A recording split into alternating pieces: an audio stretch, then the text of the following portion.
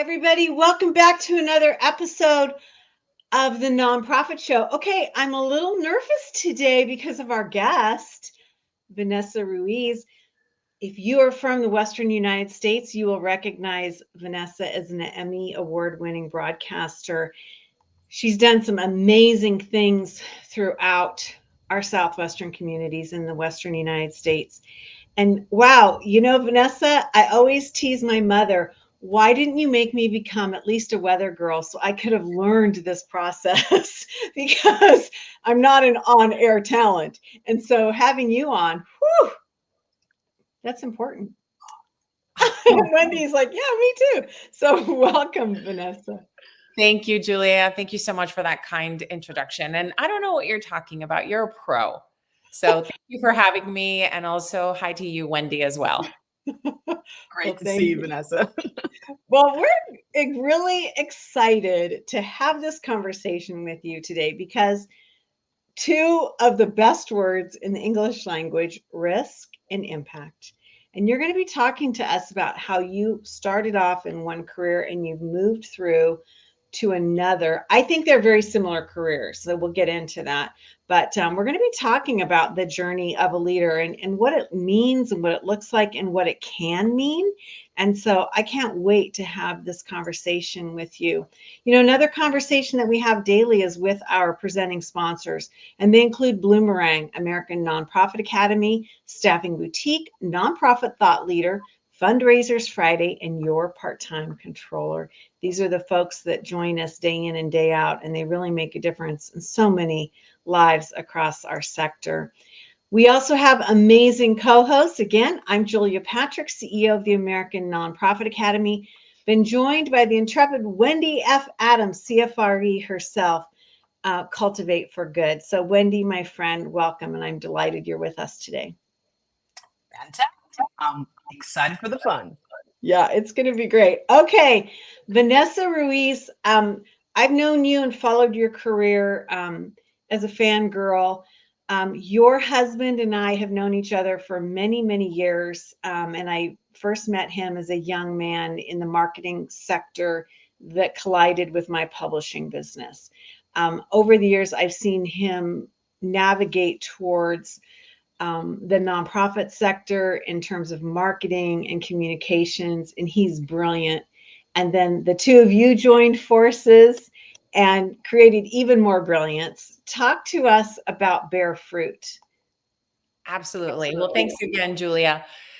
Bear Fruit is really our baby. It's our way of giving back to the community and saying we want to work with nonprofit organizations and other entities to help these organizations raise more money so they can do greater impact on the communities they serve, period. And how do we do that? We do that with fundraising strategy development. We also do that with grant research, writing, and reporting, donor development, whether it's also corporate or philanthropic partnerships. As you and your audience know, it really runs the gamut in terms of fundraising. And so again, we work with these organizations, their leadership, to expand again and make sure that that impact continues to grow so that they can serve their clients and also be able to focus on their mission. Interesting. That's a heavy lift. Wendy, as a CFRE, a certified fundraising executive, I'm sure you're just like, wow, this is what we need, right? Absolutely. I mean, pen ready. Come on, Vanessa, let's do it. This is exactly what we need. I mean, yeah. Yeah. It's well, really and to that point, I will say it is a very much needed service. You know that. My previous role at Arizona State University, a small part of it involved grants and applying for grants. And I know the process, how long, how detailed.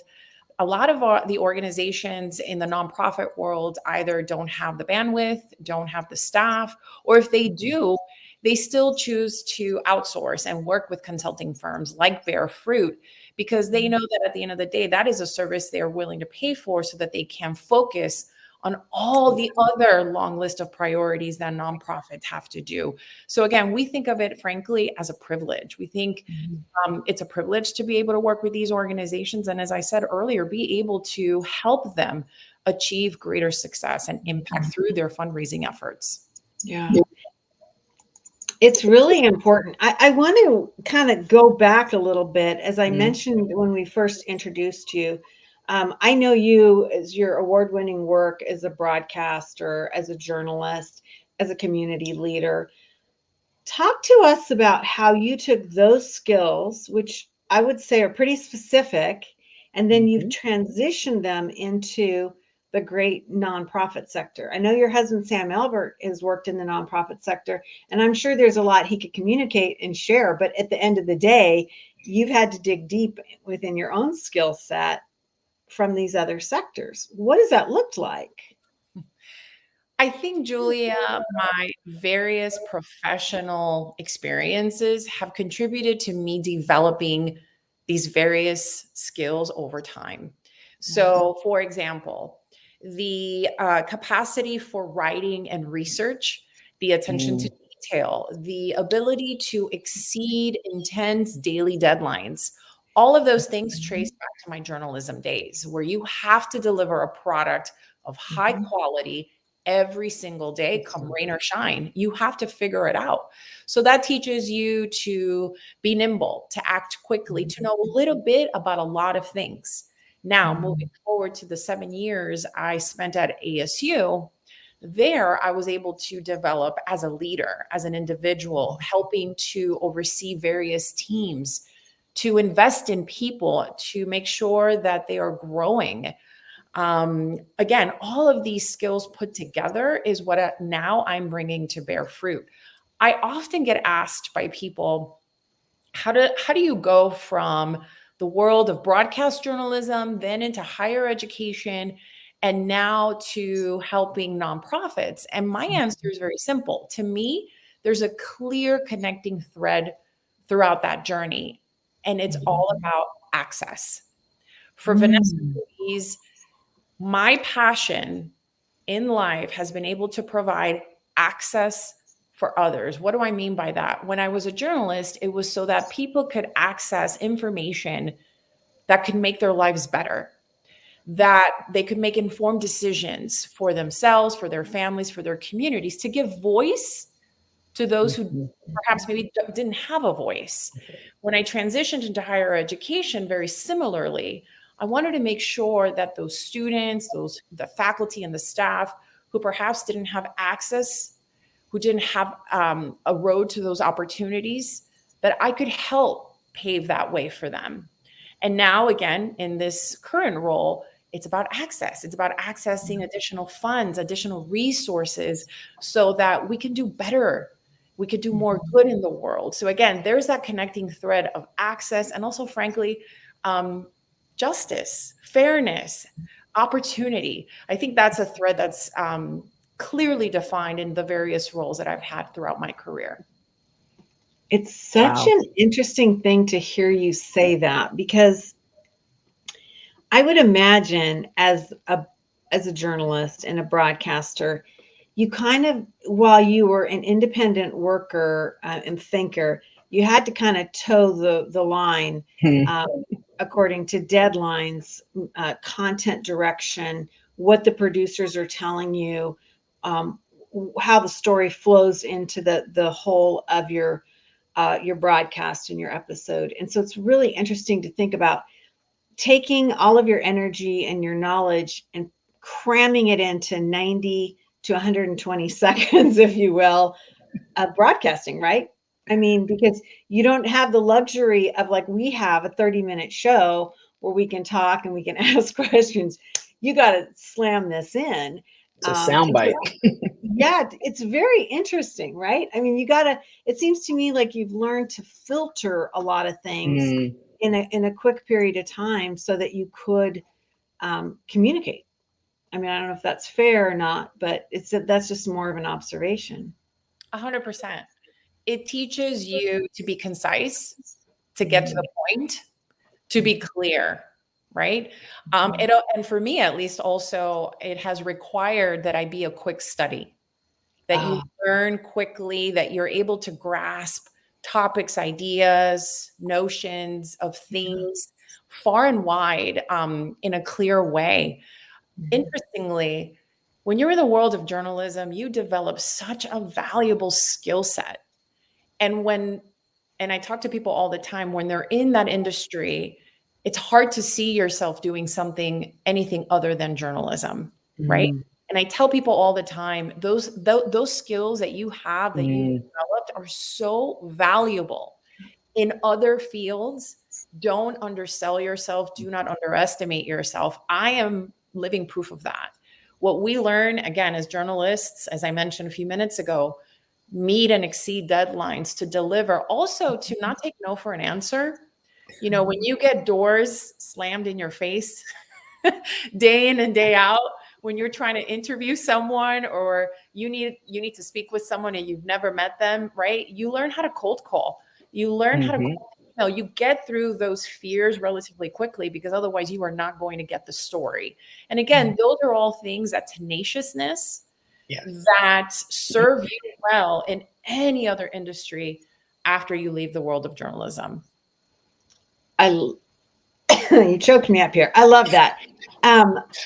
Wendy. Yes. I'm fascinated by this because you are the fundraising guru. Well, let's talk about that circle. How do you navigate in through fundraising? Well, and one of the things that, Vanessa, you mentioned, or you spoke through, was the connectivity of people in all of those aspects, right? It was access for, but people in each of those spaces, which ties back into the why of what you're doing in each of those different places that you were in. And that's what it all comes down to in fundraising, right? Those that we are serving, those that we are partnering with, the communities that we're serving. And so I love how you are bringing that out. This is just who you've been and who you are in each aspect of these different journeys and chapters in your space. Thanks, Wendy. I appreciate that. And it's true. Again, people sometimes will still ask me, you left a very lucrative career in the world of broadcast journalism. You had a great role here, at least in Phoenix. When I arrived, I was the NBC News anchor in the evenings. Why would you do all of that? And I have to say, I had a fantastic 17-year career, 17 years in the journalism business. I still do a bit of that with PBS NewsHour, but full-time 17 years. And to your point earlier, it's about the people. It's about connection. It's about, for me, information and knowledge has always been power. And so if we can equip individuals, again, support them to make better decisions, to go towards a more positive pathway, wouldn't we want to do that? You know, again, for me, my life experiences have led me towards this road. I am the very proud daughter of an immigrant single mother who was only able to finish high school herself, and yet was very, very clear always, education is a priority. Education was a pathway for me to have a fantastic career, to be able to now generationally, right, be able to provide a better life for my own family. So I think, and I feel I have a very deep responsibility to make sure that those of us who have had these opportunities open those doors of opportunity for others who may not otherwise have that. And again, I think that, to me, to your question earlier, that's the why. That's a lot of what we do in the nonprofit world, right? It's that sense of uplifting and helping. And again, it's a privilege. Yeah. You know, it's so interesting to me that we talk about in fundraising, Vanessa, the correlation between relationships and how we can steward stronger connections to our nonprofits through these relationships. I'm wondering, as you come to the table, if there are people that feel like they know you because they've seen you on TV, they've seen you as a broadcaster, as a journalist, and then they're like, oh yeah, I mean, your credibility skyrockets. You have this sense that she's been in my home, she's been in my living room, you know, and all of that. And I'm wondering if you see that. I want to make sure I understand your question, Julia. Are you talking about when I meet and connect with folks. Is that what you're saying? Yeah. I mean, because you bring almost this background of a perceived connection or relationship that is not necessarily like where everybody else, Wendy or I, show up. We've got to start from ground zero. Yeah. But then there's this sense that, oh yeah, I know her, I trust her, I value her. Do you know what I'm saying? It's really an interesting dynamic, if you will. Sure. That's pretty unique. I think it all comes down to integrity. I think if you move and act with integrity in what you do, people see that, people perceive that. And also, frankly, how many times have you met someone that perhaps you admired or you looked up to, and they ended up being a disappointment? Be honest, I know I've had those moments. They didn't end up being the person that I hoped they would be. Yeah. And that stays with you. Yeah. That stays with you, and it changes your perception of that person. And gosh, that stings. I will say some of the biggest lessons in my career happened very early on when I was very young and very green. And I had, and I say this now, the fortune of encountering colleagues in my profession that were just not good people or didn't act with integrity or didn't treat others with respect and professionalism. Those were the biggest lessons for me, because I always said when I saw someone behaving that way, I never want to be that. I never want to be like that person. And so I've always tried in all of my roles, whether they were professional or personal, to be a humble, kind, authentic person. For good, for better, for worse. But those are values that have always been incredibly important to me, because I want people to say, oh, I worked with her. Oh, I met her once and it was a positive interaction. It was a positive experience. That's what I want to leave people with, because yes, they may think or feel as like they know you, but imagine if I ended up being someone that was a disappointment in that regard. Yeah.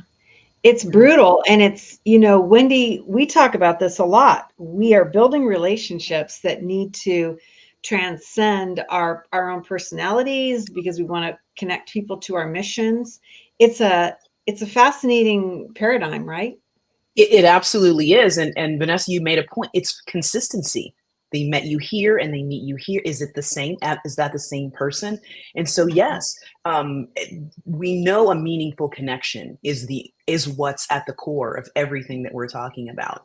And I love how you bring that out and how you're emphasizing they may see me on screen, but who am I? And is that the same person? And that's what's so important with what we're talking about. Yeah. Yeah, it's really, really critical. I want to go into another form of risk that we've been talking about, and then looking at cultivating leadership. It's really an interesting thing because I think a lot of times we think, oh, what could they bring to the table because they've been in, engineering, or in your case, in broadcasting, or they've been in education or whatever. How do you see this? Because you've mentioned this a couple times, and that is the issue of leadership and the ability to transfer your skills. What does that look like to you? Sure.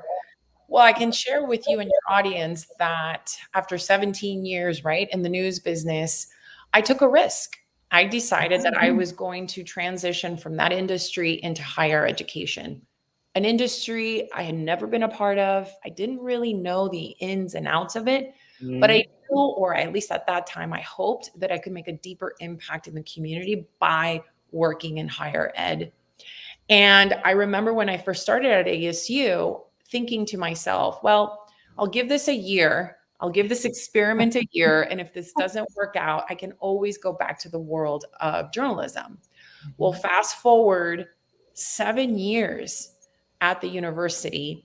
I started as a professor of practice, and I ended up right before I left as a deputy vice president of one of the largest units at the university, which happens to be the largest public university in the entire country.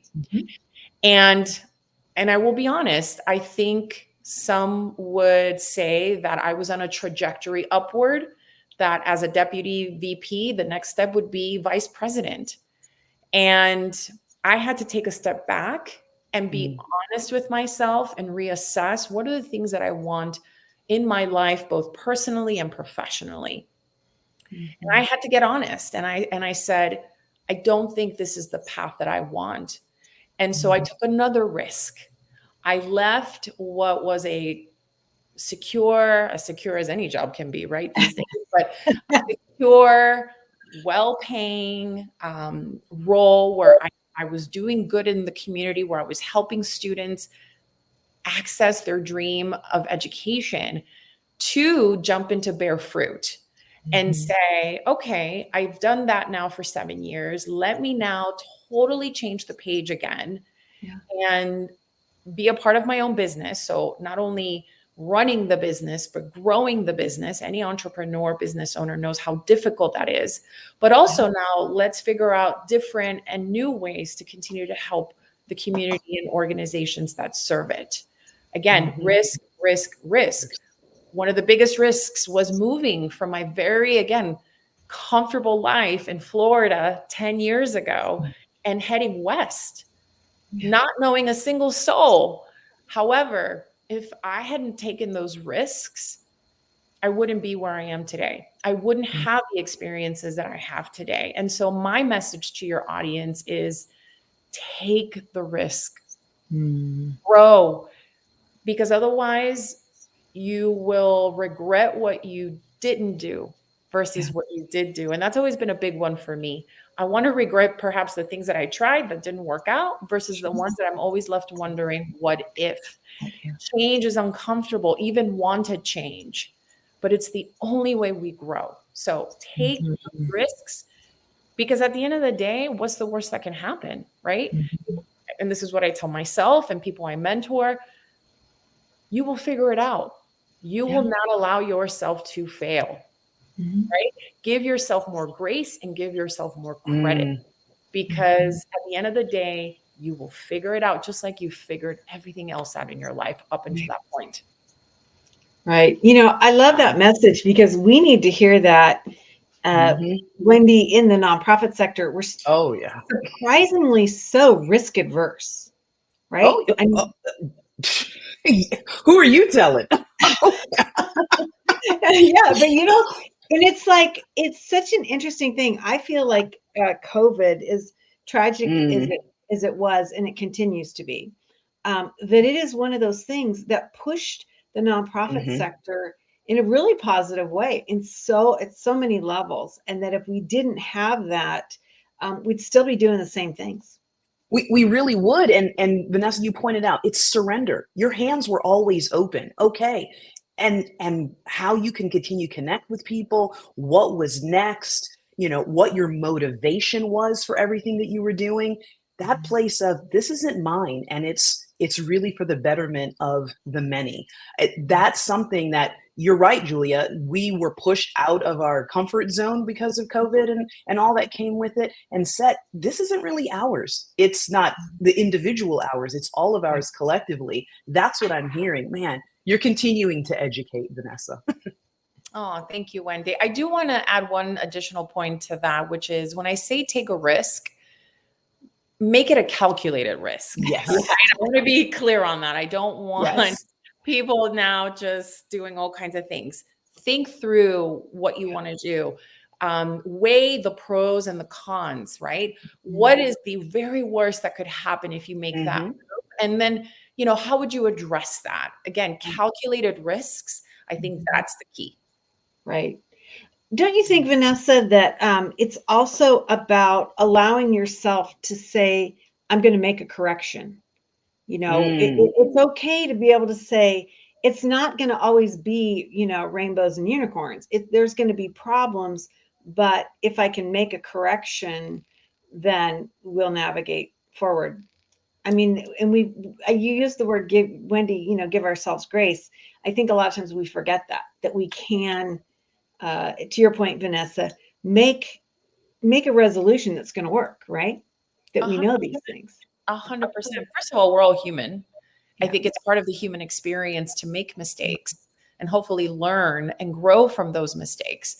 And if you know that something's not working out, as you said, that you need to make a correction, better do it quickly, better do it in a way where you're addressing the issue head on versus letting something fester, grow, and get worse, or not wanting to perhaps face a mistake that you've made.